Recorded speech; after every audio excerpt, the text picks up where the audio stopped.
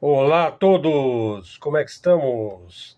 Helder de Araújo aqui, canal Luz no Fim do Túnel, hoje 20 de novembro de 2024, tempo quente aqui na capital paulista, final de tarde, parcialmente nublado, talvez aí uns 29 graus. O vídeo de ontem ficou titulado como "A Rússia aceita ser atacada pela Ucrânia?" O Adelino JF de Faria, seguidor do nosso canal, escreveu um comentário simplesmente brilhante. Sempre digo que nosso canal é pequeno, mas com uma qualidade excepcional dos nossos apoiadores em vários continentes, hein? Boa pergunta aí de 5 milhões de dólares, né, Adelino? A pergunta, acredito que não, né?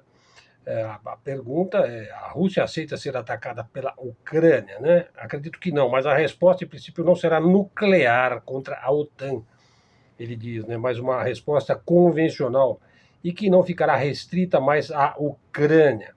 Alvos militares da OTAN no Ocidente serão atacados, assim como foi atacada a Rússia. Se a OTAN escalar e dobrar o seu blefe, então poderá haver uso de armas nucleares táticas por princípio, conforme o novo decreto que foi assinado por Vladimir Putin.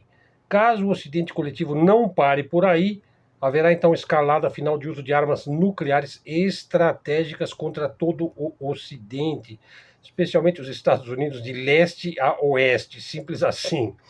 Bom, realmente é interessante, né? Bom, agora nós vamos entrar neste tema, né?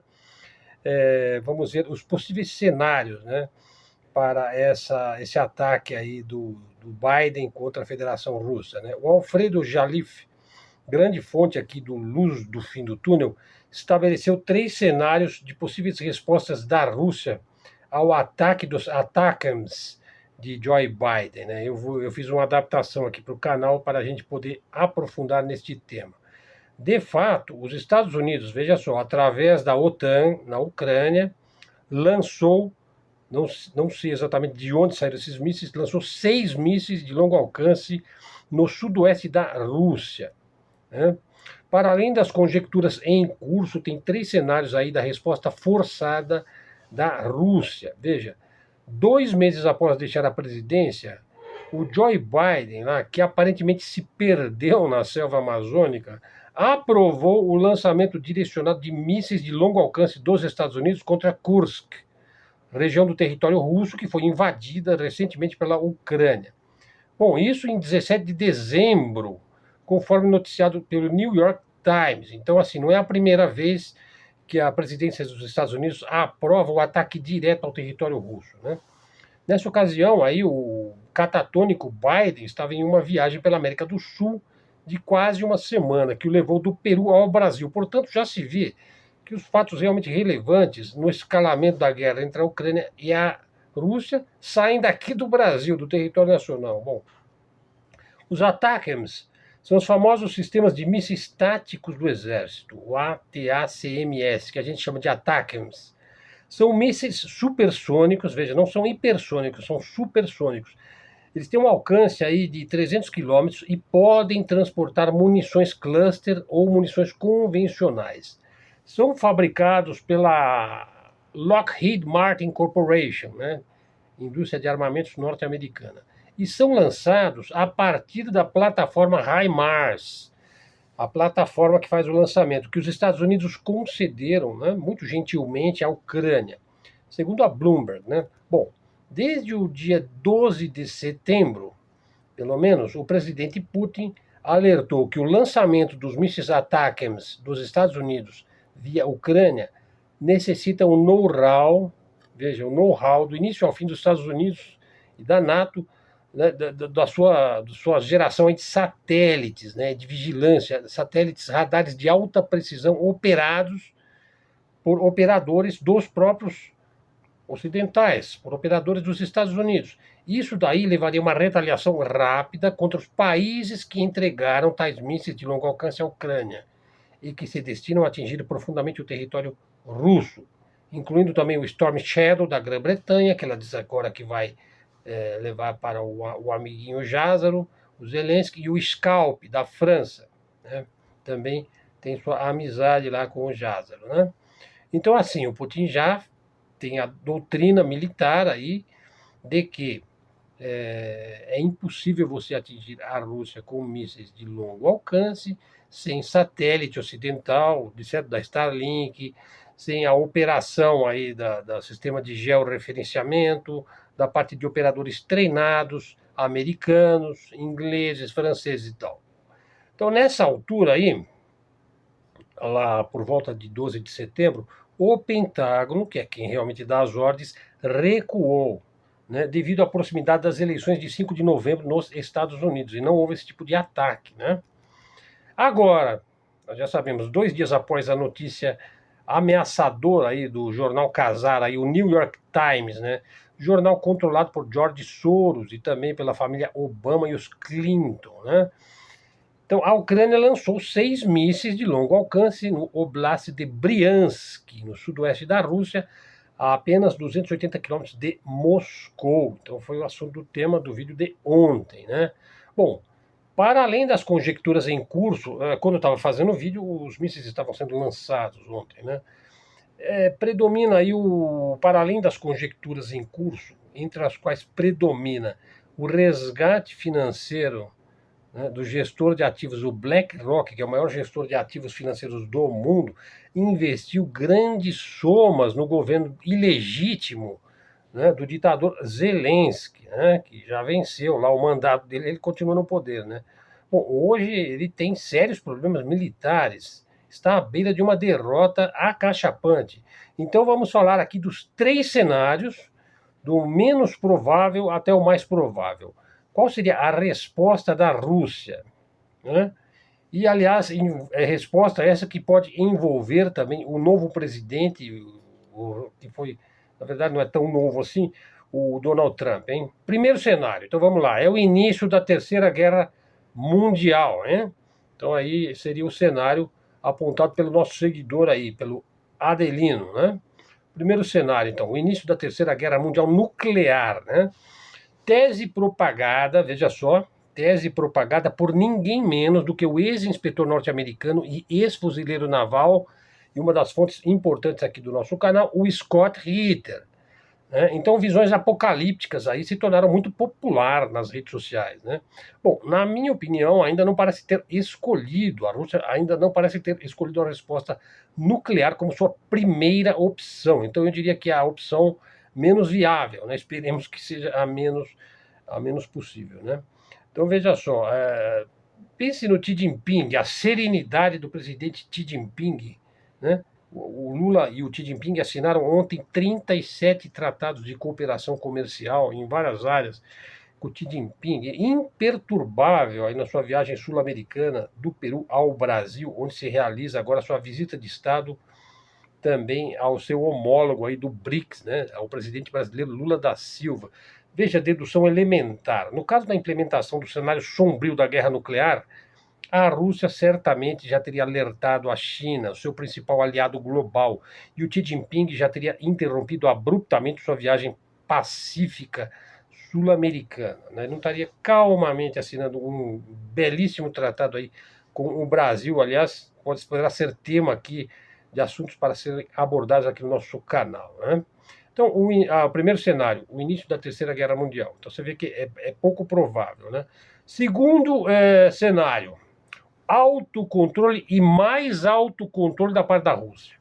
A pressa inesperada do Biden, né, levou até agora a uma declaração calma do ministro das Relações Exteriores da Rússia, o Lavrov, aqui no Brasil, em uníssono com a declaração da nova doutrina nuclear do presidente Putin, que reduziu aí o limiar de sua dissuasão nuclear, né? Bom, até esse ponto, a resposta russa seria mais do que suficiente quando possui o maior número de ogivas nucleares do mundo, né? Então veja, a Rússia foi atacada por mísseis ATACMS. Não são mísseis nucleares, nem táticos, nem estratégicos, né? Bom, é muito provável que o deficiente Biden tenha sido novamente encorajado pelos mesmos círculos que levaram a cabo um golpe de Estado dentro do Partido Democrata para o descarrilar aí da corrida presidencial. Quer dizer, os serviços de inteligência do Deep State, que o Trump citou abertamente, né, que desejam cargos no seu governo, né, o que fica agora muito claro com a nomeação aí do ex-democrata o Tulsi Gabbard para o mesmo cargo que o ex-coronel Michael Flynn ocupou por um breve período. Bom, isso aqui é apenas fazendo um parênteses, né? Bom, na nossa opinião, a nova doutrina nuclear russa é mais do que suficiente para acalmar os ânimos aí demenciais aí do Deep State, né? Se não vejam, 5 dos 6 mísseis lançados ontem, né, por ordem do Biden, foram abatidos, viraram fumaça, com pleno sucesso, né? E um deles, também atingido pela defesa russa, causou alguns danos menores, né, que foram imediatamente controlados. Isso de acordo com a imprensa russa. Bom, o que naturalmente, né, o fato de um míssil ter atingido lá alguma parte do território da Rússia foi naturalmente inflado pela propaganda ucraniana, né, como se fosse uma coisa assim, né, como se fosse a rosa de Hiroshima, né? Bom, mas o silêncio é pétreo aí na multimídia norte-americana, não se fala nada, né? Em claro contraste aí com a multimídia golpista britânica, né? Sempre combativa e, enfim, bate no peito, né? Aquela coisa do Churchill, né? Bom, então assim, autocontrole mais autocontrole da Rússia, né? Esses daí nós já transformamos em fumaça, né? Não é o caso da gente atacar porque um pedaço de um míssil atingiu aqui uma cadeira aqui, né? Bom, terceiro cenário. Bom, espera-se que Trump acesse o poder no dia 20 de janeiro, né? É provável, é possível. Com certeza vai chegar o dia 20 de janeiro, né? Mas será que o Trump vai assumir o poder nesse dia? Vamos ver, né? Enquanto isso, a Rússia manteria sua batida calibrada, né, até a posse do Trump, causando os maiores danos possíveis à infraestrutura da Ucrânia, né, que já vem causando, já está transformando a Ucrânia numa caverna aí no Paleolítico inferior, acabando com a sua energia elétrica, né, sem necessariamente ter que recorrer a uma retaliação nuclear ainda, né. Nesse cenário, o papel escalador será decisivo da parte da Grã-Bretanha, que parece inclinada a conceder os mísseis Storm Shadow de longo alcance, e da parte da França, que está hesitante aí diante da forte resistência do seu exército. O exército francês não vê motivos nenhum para se tornar aí belicoso em relação à Rússia. Aliás, eu acho uma completa estupidez, né? Bom, os europeus tornaram-se os reis do sadomasoquismo, né? Por enquanto, os seus mercados aí bolsistas vão caindo, né? Então, primeira parte do vídeo aqui, pessoal, nossa análise feita aqui. Bom, e Xi Jinping escreve um artigo aqui no Brasil para a Folha de São Paulo, hein? Um dos presidentes aí, talvez o mais poderoso do mundo, né? Sem dúvida, um dos mais inteligentes, né? O presidente chinês participou, obviamente, do G20 e elogiou a colaboração econômica entre as duas nações, hein? O G20 aí, o presidente abordou o futuro das relações entre China e Brasil. Então ele estava no G20 e ele também era um membro dos BRICS ali, né? Eram as duas coisas. Pô, nesse encontro que foi ontem e anteontem, né? No Rio de Janeiro, o Xi Jinping afirmou que a parceria é conduzida por cooperação e desenvolvimento mútuo, né? Bom, aí ele diz, ambos os países defendem o multilateralismo e respeitam as normas elementares que regem as relações internacionais. Brasil e China mantêm ao longo do tempo uma colaboração em temas populares, como o da governança global e o das mudanças climáticas. Bom, a gente tinha que falar isso daí, né? Tem que fazer alguma propaganda, né? Inclusive em organizações internacionais e fóruns multilaterais como a ONU, o G20 e os BRICS. Mas faz sentido quando é o Xi Jinping falando de mudanças climáticas. Por quê? Bom, nós sabemos que há um maquiavelismo por trás dessas mudanças climáticas, né? Ontem eu falei que realmente o que está por trás disso é a conquista lá do espaço sideral, né? Pelas Starlinks da vida, né? Bom, satélites, né? Mas a questão é a seguinte: quando começou aquela onda de agenda verde, né? De carbono maligno e gás carbônico é do mal, e pão da vaca, e o ser humano, mudanças climáticas antrópicas causadas porque você está lavando o seu carro, ou porque você foi até a esquina comprar pão e foi de carro, né? Quer dizer, uso severo do automóvel, toda aquela coisa, né? O que a China fez? Ah, tá, então vamos fazer aí o teto solar, né? E ganhou o mercado, né? E depois ganhou o mercado também do carro elétrico, né? Quer dizer, então toma cuidado quando você for tramar contra a cabeça do chinês, porque ele entra no jogo, né? Então, bom, então continuando, veja, o Xi Jinping destacou aí a necessidade de uma governança global mais justa e equitativa, né? E o papel dos dois países como defensores do multilateralismo, ele usou várias vezes essa expressão multilateralismo, né? Países que promovem a paz e a estabilidade mundial. Bom, eu acredito que sim, eu acredito realmente que sim. Eu acho que são dois países que têm um histórico de pacifismo, de serem pacíficos, né? O Xi Jinping elogiou a liderança do Brasil, aí, na liderança do G20, em especial na promoção de um tema caro, que foi acho que o primeiro tema que o Lula abordou, que é o combate à fome e à pobreza. O Brasil ainda é um país que ainda tem muita fome e pobreza no Brasil. A China conseguiu resolver praticamente na China inteira esse problema da miséria. Não há miséria na China, né? Pobreza, sim, as pessoas podem não ter bens, mas elas têm sempre um teto, sabe? Elas têm sempre como se alimentarem, né? E, bom, então acho que isso aí faz uma enorme diferença, né? Enquanto que no Brasil você ainda tem uma legião de brasileiros, aí um quarto dos brasileiros ainda vive numa condição bastante precária, né? Então eu acho que o Brasil tem muito a aprender aí com o processo de industrialização chinesa e também, sobretudo, no sentido da infraestrutura, que o Brasil precisa muito, né? Bom, daí também, continuando, o Xi Jinping ressaltou a necessidade de uma cooperação internacional mais inclusiva e mais sustentável. E a importância, veja só, de reformar instituições como o FMI e o Banco Mundial.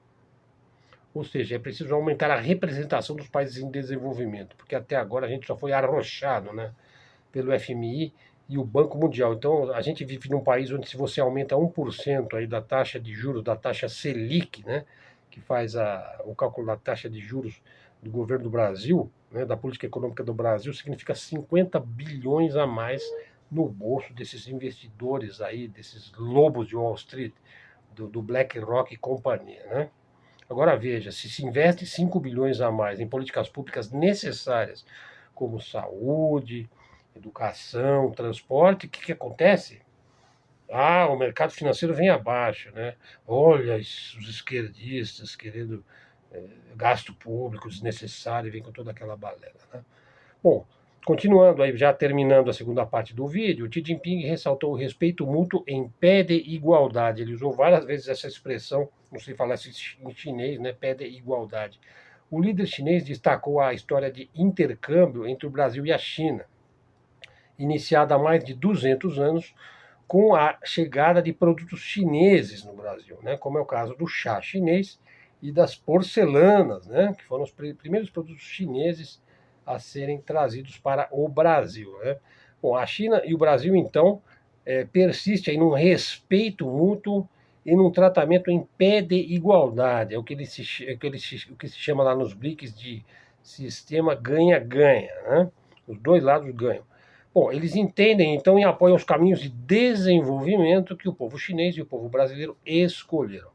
É uma parceria robusta aí, né? Há 15 anos já, a China é o maior parceiro comercial do Brasil e uma das principais fontes de investimento estrangeiro no Brasil. O presidente aí enfatizou o comércio entre as duas nações, destacando que nos últimos 3 anos os chineses compraram mais de 100 bilhões por ano em produtos brasileiros. Detalhe, pessoal, o Brasil é superavitário no comércio com a China. Se eu não me engano, o Brasil tem um superávit aí de comércio externo da ordem aí de 50 bilhões. Assim, então o Brasil vende 150 bilhões para a China e a China compra 100 bilhões do Brasil. O Brasil é superavitário, hein? Bom, os dois países então vão cooperando, né? Vão tendo uma pauta comercial aí bilateral mais aprimorada, interesses comuns e por aí vai, né? No campo cultural, celebraram lá a mútua influência, né? Mencionando a popularidade, veja só, da bossa nova e da capoeira na China. Então tá lá o Tom Jobim, o João Gilberto, o Carlos Lira, são tocados e ouvidos na China, pessoal.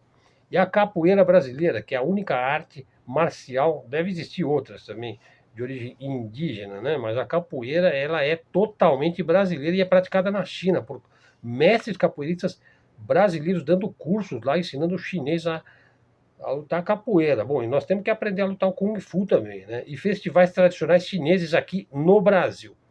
Então, assim, é um momento aí interessante, né?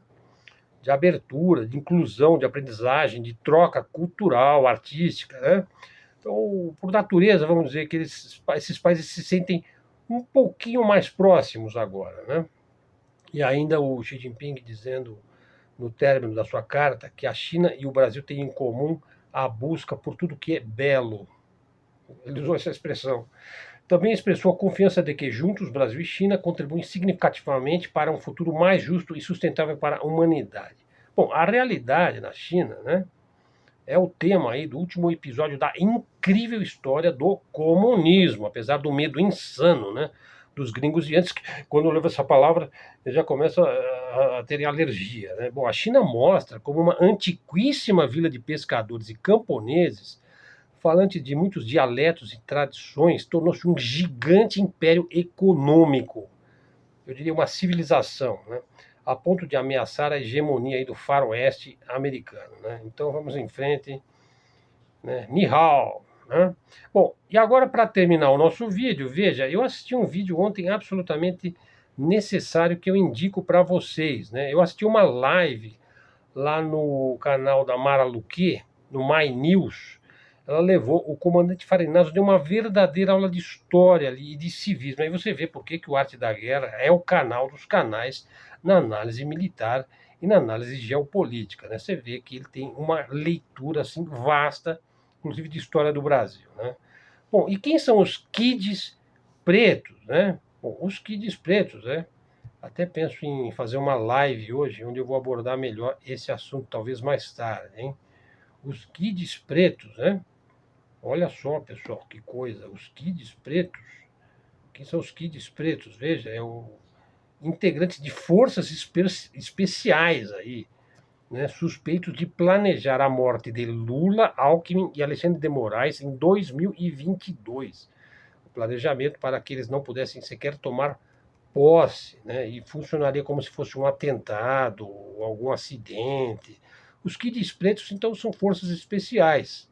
São militares da ativa ou da reserva. São especialistas em operações especiais. É algo mais próximo que nós temos da SWAT, né? Ou do Navy SEALs, ou dos Marines, ou dos Boinas Verdes aqui no Brasil. O Exército confirmou a existência das tropas Kid Preto. Disse que elas operam desde 1957. Veja, desde 1957 ela foi criada. Segundo o Exército, até o ano passado, tinha 2.500 kids pretos no Brasil, né? Imagino que a boina deles, o chapéuzinho deles é preto, né? Não que eles sejam pretos, né? Deve ter branco, preto, descendente de índio, de africano, de brasileiros, né? Bom, mas o nome aí foi dado aos militares golpistas, né? Acusados de tramarem a morte de Lula, Alckmin e Moraes. E parece que foi na casa, não, parece mesmo que foi na casa do general Braga Neto. Então tem 3 páginas lá escritas com a trama criminosa, né? A qual não foi levada a cabo. Bom, isso é impressionante, né? Então, assim, lá na live da Mara Luque, né, no My News, lembrou-se lá que o golpismo é uma coisa desvairada no Brasil, né? E não é uma exclusividade puramente militar, embora sempre tenha os golpes militares no Brasil, né? Mas o golpismo ele também está dentro da sociedade civil, igualmente, né? Se não vejam, olha, para dar alguns exemplos, quem é que deu a gasolina para as tropas do general Mourão descerem de Juiz de Fora para o Rio de Janeiro em 1963, né? O que motivou depois o golpe militar de 64 e deu a força militar para o movimento de 64, um civil, né, o Magalhães Pinto. Veja, a Folha de São Paulo, que posa de democrata, né, enviava lá os caminhõezinhos dela para o DOI-CODE, né, a área da tortura. A ditadura militar foi horrível nessa parte, houve tortura, mas não foi só uma ditadura militar. Veja, o empresariado apoiou ativamente aquele período e a implantação do golpe. A Igreja Católica participou ativamente da implantação do golpe de 64. Os bispos apoiaram o regime militar de 64. Muita gente da imprensa civil apoiou. Veja, então falando aí dos golpes da ala golpista das Forças Armadas, porque ela existe a extrema-direita dentro das Forças Armadas e ainda existe. Vejam, antes de 64 houve uma tentativa de golpe que quase impediu o Juscelino de assumir. Em 45 teve golpe. Em 54 tramaram para o Getúlio, que acabou, vou dizer, suicidado, né? O correto seria dizer suicidando, né? Acabou se suicidando. O general Lott quase teve de fazer uma revolução para o Juscelino tomar posse. E depois teve aquela estranha morte do Juscelino, né? Bom, e após o Juscelino, nós tivemos aí uns 4 presidentes em 18 meses. Em 61 veio o golpe contra o João Goulart.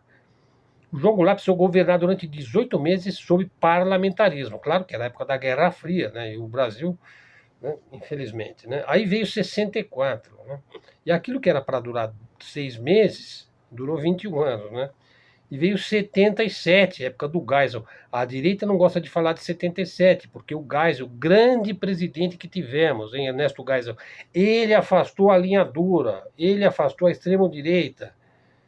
A democracia brasileira deve muito ao Ernesto Geisel, o verdadeiro nacionalista, um homem que tinha visão nacionalista e tinha uma visão de defesa nacional. Veja, o Geisel ele evitou a linha dura e ele soube fazer esse expurgo na hora certa. E eu gosto da palavra expurgo, porque ela mostra a realidade, né? Bom, e já que entramos em política nacional, eu pergunto, a direita tem honestidade intelectual? Tem. Veja, eu acabo de ver o senador Flávio Bolsonaro dizer que é natural desejar a morte dos outros, né? Bom, vamos dizer a real, né? A direita brasileira ela mal existe, hein? Existe a extrema-direita, que é a mais golpista da América Latina, né? Veja, a história do Brasil desde 1889 é uma série de golpes baixos, hein? Sempre dados pela parte mais extremista das Forças Armadas, né? Veja, nós tivemos grandes líderes, hein, nesse século. Getúlio, Juscelino e Geisel foram grandes líderes no século XX, né, para falar só do século XX, né? Primeiro tivemos o golpe da República, 1889. Golpe militar e maçônico, né, em 1889. Depois outro golpe, na morte do Getúlio, né? Vejam a estranha morte de Juscelino, de Lacerda, de João Goulart, e veio o golpe de extremo-direita em 64, 6 meses que viraram 21 anos. Em 67, novo golpe, golpe de Costa Silva contra o Castelo Branco. Na entrega do poder aos civis, tramaram a morte de Tancredo Neves. Um dos golpes mais baixos, eu já vi provas disso daí. Talvez uma hora eu conte essa história, né? A ala golpista das Forças Armadas nunca aceitou a Constituição de 88, essa é a real. Aquela anistia lá foi um negócio mal feito. O Bolsonaro foi um mau militar, né? E foi um mal necessário também, há que se dizer, né? Veja, a expressão mal militar é de Ernesto Geisel, hein? Veja, o Bolsonaro é um político que ele defendeu interesses de sua classe, né? Como vereador, depois como deputado, ficou 30 anos como político.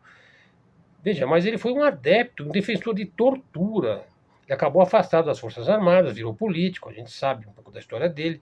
Soube usar o jargão conservador, coisa que ele absolutamente não é conservador, né? Pode ser um político conservador, o que é outra coisa, né? Veja, e tem aquele discurso antissistema, ele é cristão, família, propriedade, todos aqueles jargões, né, da era do Mussolini, né? Bom, soube usar isso daí na hora certa, né? Na hora que a esquerda pisou na casca de banana do wokismo, né, do progressismo. Bom, então assim, então o Bolsonaro, eu vou dizer, ele foi usado pela ala mais golpista aí, para que os militares entrassem de forma legítima para a política. Então é claro que existe uma ala golpista por trás do Bolsonaro também, né? A Lava Jato, a lawfare estadunidense implantada aqui com toda a conivência da nossa mídia, é que legitimou aquele crescimento enorme da direita e da extrema-direita lá em 2013, né? Então nós tivemos aquela guinada lá para a extrema-direita, a qual criou a excrescência aí do salvador da pátria, né? o Messias, que está no próprio sobrenome dele, o antissistema, o indivíduo que vai limpar o curral, né? Da antipolítica, né? A criminalização da política e tal. Bom, eu não sou contra militares entrarem para a política. Todo e qualquer segmento pode e deve entrar para a política. Mas eu sou contra a falta de consideração e de respeito, né, e de hombridade, de dignidade de uma minoria soberba para com o verdadeiro poder político, o qual será sempre um fenômeno civil. O verdadeiro poder político sempre será civil, pois que 95% da humanidade é civil, né? Para que servem as Forças Armadas se não desenvolve a indústria de defesa nacional? Aí vem a pergunta, né? Ainda bem que ainda temos a Embraer, né? Bom, a defesa vai mal, a defesa brasileira. Bom, eu não sou especialista, mas eu sigo os canais aí dos caras que entendem, né? Nunca falta dinheiro para encher lá o rabo dos americanos, dos franceses, quando nos dão sucatas velhas, obsoletas. A Marinha do Brasil está parada, está sucateada há anos. O Brasil não sai do berço esplêndido por causa de uma corja golpista, né? O seu mote agora é o neoliberalismo, né? Que vai salvar toda essa coisa, essa fase, enfim, triste, né? Aliás, eu estou preparando um vídeo aí muito interessante de um indivíduo que fiquei impressionado de ver como ele explica a economia de uma forma fácil e acessível, né? E também tem uns vídeos aí do Cianfu que eu quero adaptar talvez para amanhã, né? Bom, enquanto ficarem aí na eterna briguinha do nós contra eles, o Brasil não crescerá. Não sou absolutamente contra a direita política, hein, pessoal? Veja, vou dar um exemplo de um político que eu tiro o chapéu para ele. Ronaldo Caiado. É um verdadeiro homem da direita. Agora, desconhecer a política, condenar todo o legado social construído pela política real ao longo de décadas, né? Condenar as políticas públicas, as políticas sociais, a gestão pública, né? É coisa de maluco, de golpista, de quinta coluna, né? Pautas voquistas aí dos democratas estadunidenses. Veja, esse lixo progressista aí não tem mais futuro, né? As empresas já estão saindo dessa lama aí voquista. Veja, a esquerda brasileira que pisou nessa lama precisa se reinventar agora, fazer sua autocrítica, né? O Lula não vai viver para sempre, viu? E a direita precisa crescer, né? Precisa se livrar da extrema-direita golpista que lhe enfia jargões infantis no cérebro, né? Assim, frases antissociais, né, na cabeça. Pessoal, vamos em frente, né? Bom, acho que está de bom tamanho o nosso vídeo, né? Pessoal, muito obrigado aí pela sua presença. Se você gostou do vídeo, não deixe de dar o like, porque é a única forma que a gente tem de saber que o vídeo está sendo apreciado, né? Bom, sou muito grato aí aos nossos seguidores, os nossos apoiadores, canal Luz no Fim do Túnel, aí tá com, acho que tá com 1 ano já, né? Bom, pessoal, então vamos em frente, canal de mídia alternativa, mídia independente, canal de livre comunicação e de livre expressão. É provável que hoje eu faça uma live, vou trazer um amigo aqui, hein? Vamos ver se eu consigo mexer aí com essa parte aí de enviar o link, essa coisa toda aí, que eu sou meio analfabeto nessa parte da informática. Mas vamos lá, a gente aprende, né? Já aprendi muita coisa também no computador, eu sou muito bom em Word, né? Enfim, tem coisa que a gente sabe, né? E tem coisa que a gente sabe menos e tem de aprender, né? A gente está sempre aprendendo, né, pessoal? Pessoal, então assim, aciona o sininho aí, dá uma força, faz aquele comentário legal, né? Se você gostou do vídeo, repercute, traz um seguidor para o canal, essa é uma coisa que eu sempre peço no final do vídeo, né? E se você quiser realmente ajudar o canal, é só através do Pix nosso aí na descrição do vídeo. Então esse foi o tema de hoje. Abordamos aí os 3 cenários possíveis, né, da reação que a Rússia vai ter diante dos 6 mísseis que foram enviados de presente lá pelo Joe Biden em fim de mandato, né? E depois analisamos um pouco aí também da política nacional, aí dos kids pretos, talvez aborde esse assunto hoje mais tarde. Conto com vocês lá então na live, hein? Obrigado, pessoal. Até a próxima e fiquem com Deus.